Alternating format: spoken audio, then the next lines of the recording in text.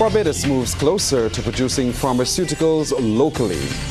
The Fair Trading Commission denies Barbados Light and Power Company's request a various decision on its rate hike application. Barbadians may already be experiencing the impact of climate change when they visit the supermarket. And in sports, 2 uncapped players selected in the Windies ODI team to take on England. The headline news is brought to you by RBC, a bank for all of you. Broadcasting from our studios in the Pine St. Michael, this is CBC NewsNight, starting now.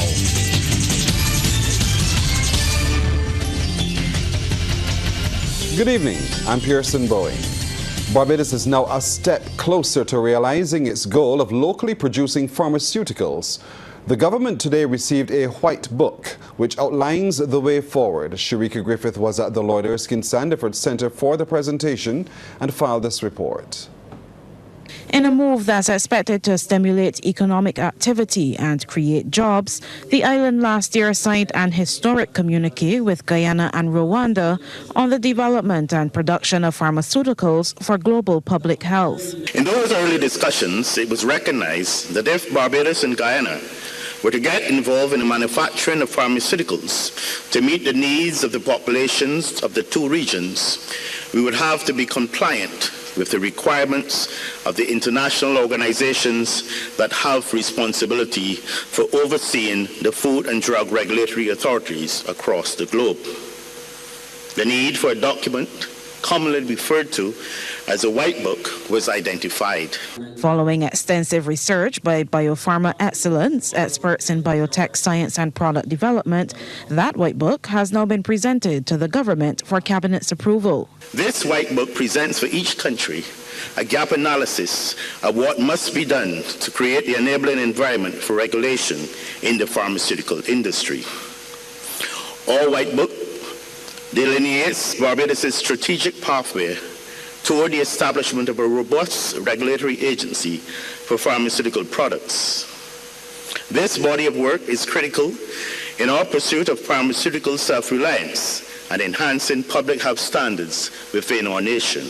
Prime Minister Mia Amor-Motley has given the assurance that the National Regulatory Agency will be independent. It is critical that there be absolute commitment to precision, independence, excellence, and going only where the science takes you if we are to be faithful to the task that we have embarked upon here today.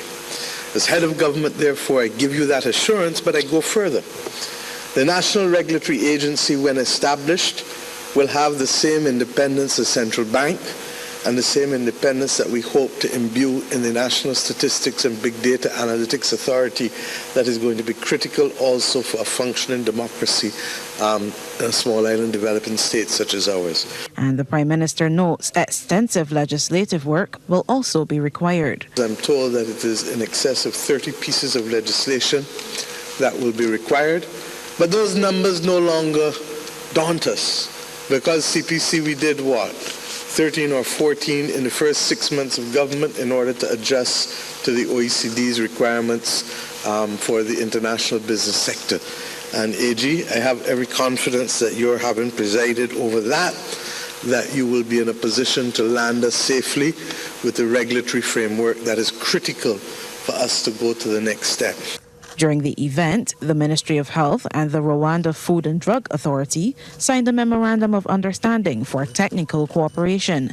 It covers collaboration in areas such as legislation, drug registration, market authorization, and inspections. Sharika Griffith, CBC News. The Fair Trading Commission has ruled on the Barbados Light and Power Company Limited's motion to review its February 15th decision with a number of denials and dismissals.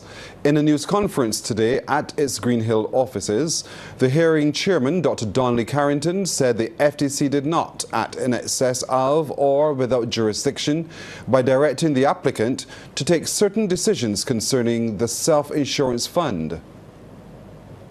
The Commission is satisfied that, in addition to other powers specified in its decision, the obligation imposed on it or the power given to it by Section 10 of the URA to fix rates which are fair and reasonable gives its jurisdiction to treat to the over-collection of the funding of the SIF.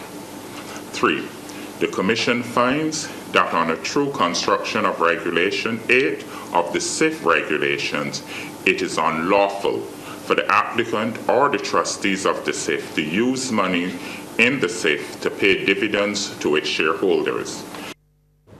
The FTC has also denied the capital structure of equity 65%, debt 35%, a rate of return of 8.79%, the review and variation of the February decision is dismissed, and the rate of 7.47% is maintained.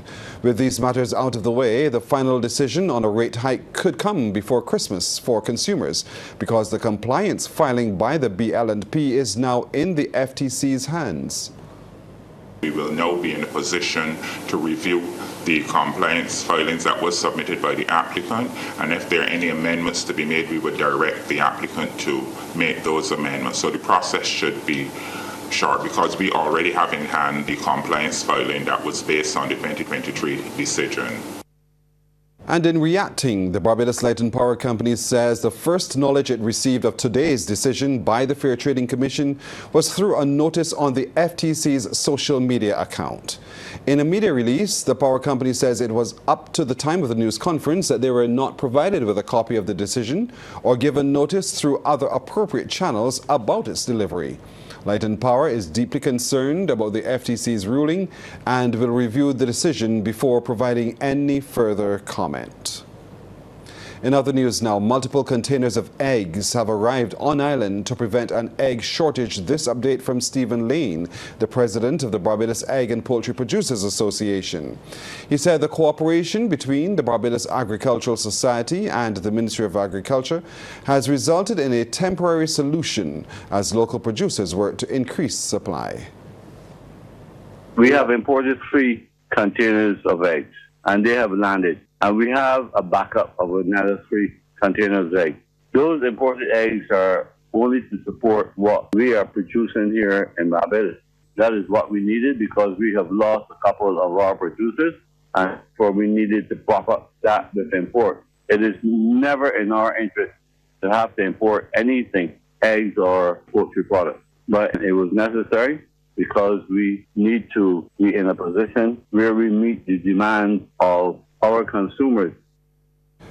Mr. Lane cautioned Barbadians not to engage in panic buying as we approach the Yuletide season, as there are enough eggs on island. There was some panic buying that put us in a position where as soon as the eggs got into the supermarket, because people perceive that there might not be adequate amount of eggs, that they need to go and buy all the eggs one time. There are adequate amount of eggs and there's no need for buying eggs in a panic manner, and we will be able to sustain this going forward. We'll take a break here, but coming up, climate change and where it might already be having an impact on you. Barbadians may already be facing the effects of climate change when they go to the supermarket. That's the word from Deputy Governor of the Central Bank, Anton Belgrave. Speaking at a climate change discussion at the Harrison College, Mr. Belgrave stated that our food industry is the most vulnerable sector when it comes to climate change, and that there are examples of how Barbadians may already be feeling the effects. For the ordinary man and woman, climate change will be reflected when they go to the supermarket. The short-term climate change, the volatility. They're probably seeing it now in terms of when they go to the supermarket and try to buy tomatoes or something like that, cucumbers, maybe you can't even find them. That is part of climate change. We even saw it in terms of the production of chicken. Belgrave also stated that while the government is pushing Barbadians to combat some of these costs by growing their own produce, it could take a significant cost to start such a project. This, however, will not combat the issue of rising cost of products in the supermarket. I know government has been kind of encouraging persons to go towards greenhouses and such to try to mitigate those impacts. The problem I suspect there may be cost again. the cost to put a greenhouse, etc. So the farmer has to expend a fairly significant capital cost. The irony is if you put up a greenhouse and you're mitigating against maybe weather, but then a hurricane comes and blows away your greenhouse. So, as I said, you're very likely to see climate change effects in your pocket in terms of when you go to the supermarket, and that effect is likely to accelerate, so to speak, in the years ahead. A call has been made for education and behavioral change if we are to save the seas. It's come from Minister of the Environment, National Beautification and Blue and Green Economy, Adrian Ford, at the opening of the 23rd Global Meeting of Regional Conventions and Action Plans of the United Nations Environment Programme at Courtyard by Marriott today.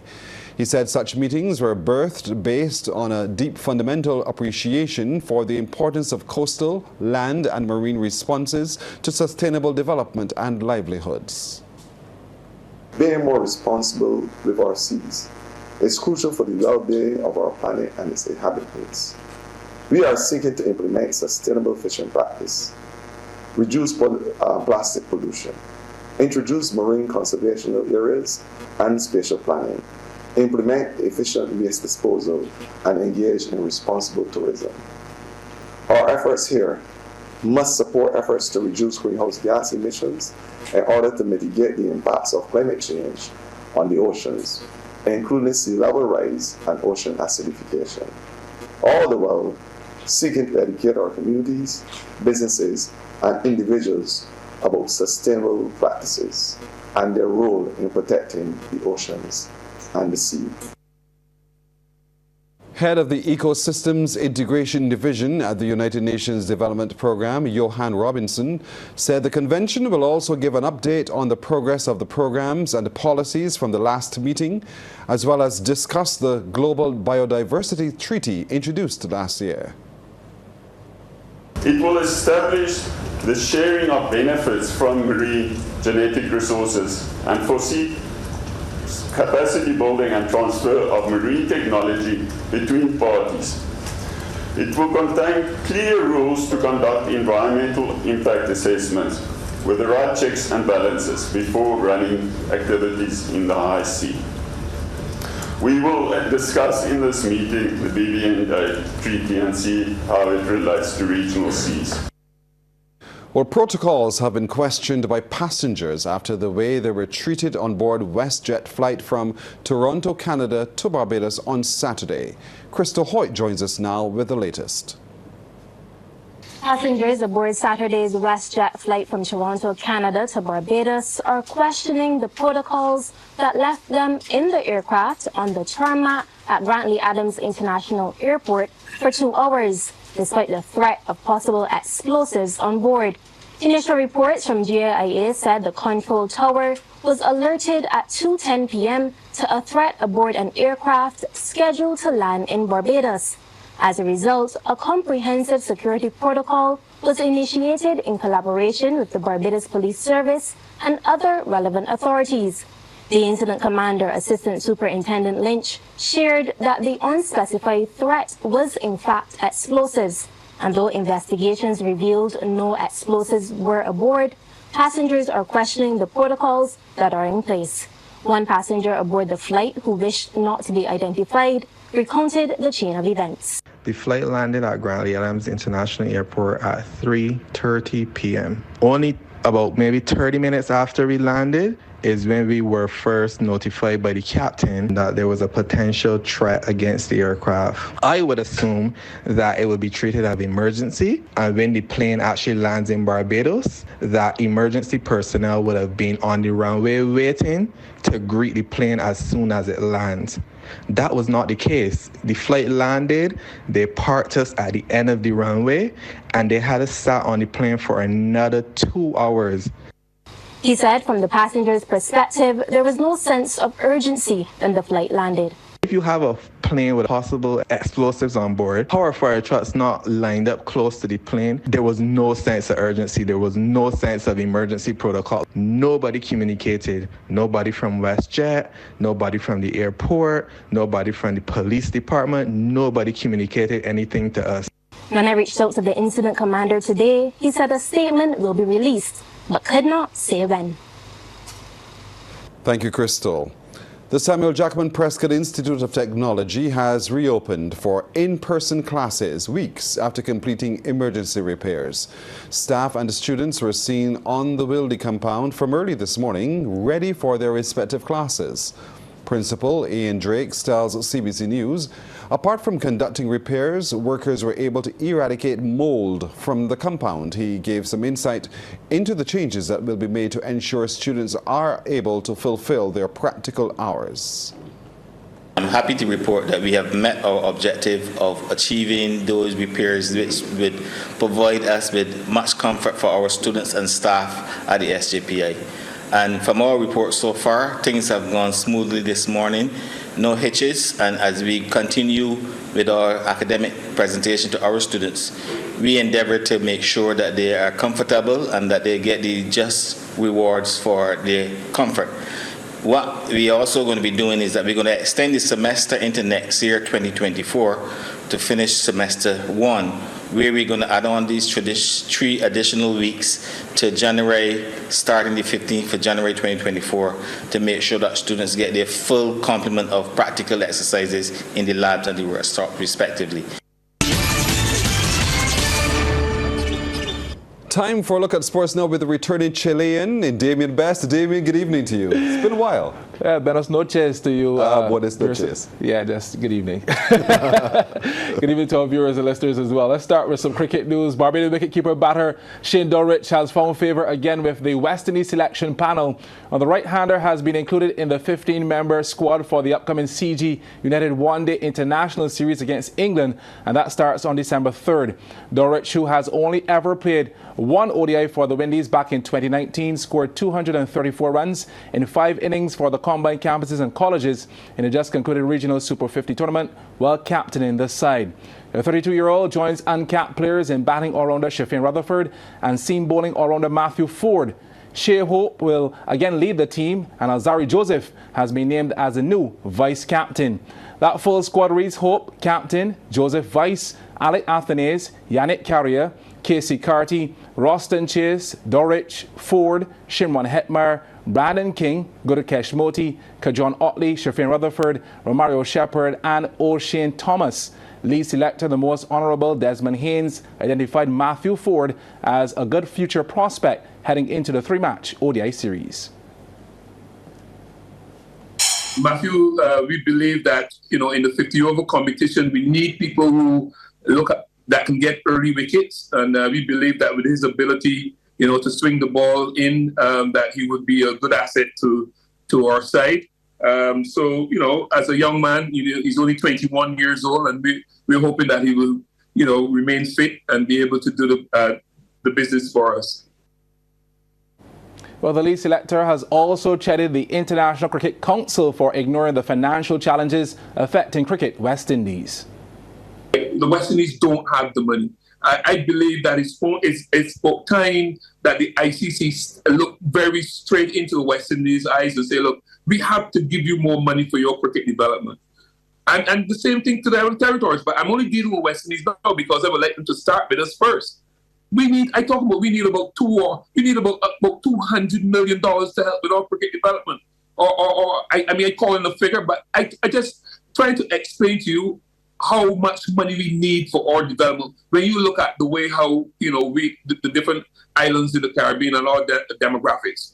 Look, we have 2 indoor facilities in the Caribbean where people can go and practice their skills after 9 o'clock or after 8 o'clock when the sun go down.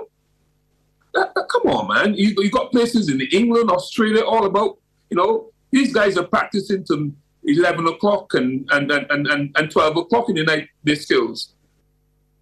Well, of note, CWI says Justin Graves is unavailable due to an injury he sustained in the recently concluded Super 50 Cup, while Nicholas Pooran is unavailable as he prioritizes preparation for the T20 format, and Jason Holder is unavailable as he also prepares for the Test and T20 formats. Now, ahead of the first match, West Indies players were due to assemble at a camp in Antigua from today. Well, road tennis is heading to Trinidad and Tobago. A memorandum of understanding has been agreed upon between the Hamilton Lashley Foundation of Barbados and the Cuba Tabique Talpro Regional Corporation of Trinidad that will see road tennis being introduced in TNT. Member of Parliament Trevor Prescott, speaking on behalf of the Lashley Foundation, specifically on this initiative, noted road tennis is just the latest sport the two countries will be sharing information and resources on. Obviously, there's a relationship with them already in the area of football and cricket, so we intend to expand that, but we're going to make it a formal arrangement so that we will take people from these communities. So what we were doing up here this month is watching, since it's not a sport that is central to the culture of Trinidad, and we're hoping to work to help that amalgamation between Trinidad and Barbados in the area of sports. Mr. Prescott believes Trinidad can assist Barbados in making road tennis an international sport. We intend to preserve it. We intend to carry it universally. And we intend to carry it at the level of the Olympics. And these are partners who will help us to build that kind of recognition for the sport at the international level. So I welcome them to Barbados. This is a major asset in relation to the economic growth, but also the growth of the recreational programs which you can offer in Trinidad and Tobago. And we want to start working with you early o'clock. Hopefully, very soon we will have an exhibition game in Trinidad, and then we will start the exchanges going in this specific area. Well, Chairman of the corporation, Ryan Rampasad, says they're excited to introduce road tennis to Trinidadians. You can see this taking off in our region, and this could promote bilateral relations between both countries. This could promote sport tourism. Sport tourism is very, very active already through cricket and football and so on. But this is definitely a sport that could add to the country of, what it is, brings these good relations between both islands. We are going to be back at council meeting on Monday. We are going to be talking to our council members. We are going to be asking for resources to purchase the various equipment. We'll be asking for funding to host some of our brothers here who could come in and teach us. And equally important is that memorandum of understanding that we would sign off on, and I'm sure we could promote this sport. In business tonight, representatives of Foster & Ince, the largest cruise sector operator on island, are happy about how the local cruise industry continues to evolve. CEO Martin Ince says the company has been around for 50 years, noting it continues to attract larger and upscale vessels. He was speaking as the Ritz-Carlton's Evrima docked at the Bridgetown port. The Ritz-Carlton, this is the second season that they're in Barbados. They wanted to up their game and look at the guest experience. And so a decision was taken for this year to transform one of the home port operation facilities into a very upscale check-in facility. So we're very pleased. This is actually the second week that we've actually done this operation, and certainly the guest satisfaction from week one was way above the scales, and everyone is very, very pleased, and we're striving to do a world-class facility with what we have here in Barbados. Ince adds there are numerous benefits to be reaped from the arrivals of these ships. It helps with the seat support into Barbados. It also helps with the hotel stock on the high end. Not only for a ship like this, but also some of the other ships that we're attracting. So sort of 3.5, 4-star, 5-star ships. Barbados is one of the, I would have to say, one of the marquee home ports in the Caribbean, and. We as a company, Foster & Ince, we're striving to lead, and that is critical for us. The Barbados Entrepreneurship Foundation held its $20 challenge at the weekend at Sky Mall. Akeem Klinkett was there, and he filed the details. 70 students from 57 businesses gathered at Sky Mall for the Barbados Entrepreneurship Foundation $20 challenge. About 15 secondary and tertiary schools are involved, with participants ranging from ages 12 to 21. Corners Limited is one of the gold sponsors, and Chief Executive Officer Tracy Shuffler has explained why challenges such as these are important. I think it gives them an opportunity to see where they could be a few years from now. So it gives them a taste of what it is to be able to develop their own business, to be able to put in the effort to work with other people to develop these products. And so it's a bit of a real world look without necessarily having to commit a lot of investment to start. Manager of Premium Relationship Banking at Scotiabank, Carla Boyce, spoke about some of the financial lessons the participants would have been taught. That's a key part of it, because it's one thing to say, okay, you have a business, but how do you run that business? How do you build credit? How do you do certain things? So a lot of that is involved in the training, really helping them understand you need to have a business plan. And yes, some businesses don't do very well in the beginning, and to understand how you plan for that and how you change your plan. Because even today I heard some of the kids say, well, they realized when the sales didn't do well at a particular school, they said, okay, well then this is what they had to reduce and do. And that's all part of business. So we really have those discussions so they understand plan is extremely important, and while you may have an idea, if it's not selling and doing well, you have to be realistic about your plan. So a lot of that plays a big part in the background and education and training that we do. There were a range of participants and businesses showcasing various products. Among them was Aaliyah Sampson. Her business is a card game called Vent Space, based on mental health. So mental health was definitely the story behind this game, because I needed to find something to use as a catalyst to get teenagers, adults, family, friends, everybody involved and be able to contribute and discuss their mental health problems. Another business on showcase was the Four Woodmen from the Derek Smith School and Vocational Center. One of the owners, Raphael Arungoran Chase, says he has learned a lot from the training program. One, it's you have to start somewhere. It's more difficult than you expect. And you learn different parts of how to start businesses that you didn't know before, that you don't really get told. So I'll say about that. Akeem Plinkett, CBC News. So let's declare our hand. Yes, it's a mixture of Spanish and French. I get it. Sorry about that. Damien, back at you, my friend. Thanks so much. I'm going to rescue you.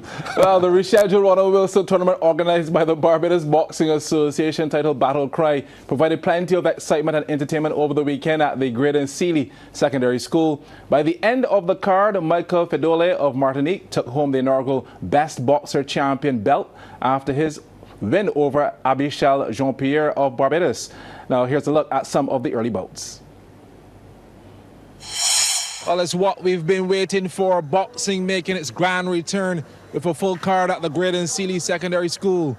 The lightweight division getting things underway. This is Jazari Narayan Mears of National Gym in the red trunks versus Jamie Davis of Fighting Fit Gym.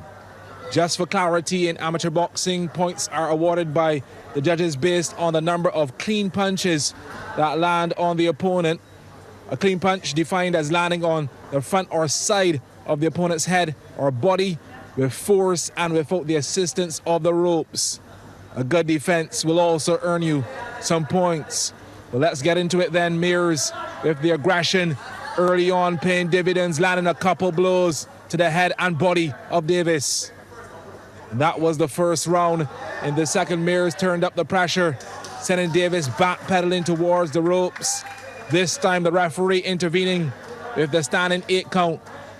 And after Davis showed signs of recovery, Mears upped the dosage, the left and then the right on the chin. In the end then, Mears coming away with the victory. On to the welterweight bout between Kevon Ford in the red trunks of National Gym and Ian Pera of UMAA Gym. Pera had the straight jab on speed dial. Ford forced the bob and weave, avoids the right hand. But the real catalyst for Pera's early success was proximity, denying Ford the space to land any clean punches. And by round 3, Ford looked frustrated. In the final analysis, the decision going in favor of Pera over Ford. Well, the second of the welterweight bouts was won by Jermaine Eswick of Eswick Gym in the blue corner. and he got past Cameron Gibson of National Gym in red. Both look evenly matched across 2 rounds, especially when going for the headshots.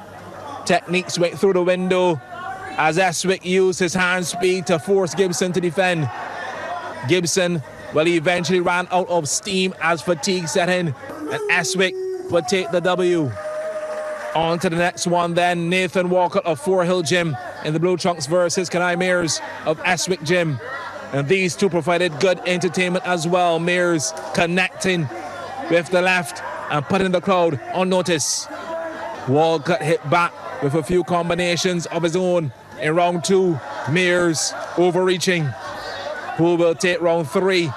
Hooks flying everywhere. Walcott slips, duck and hooks.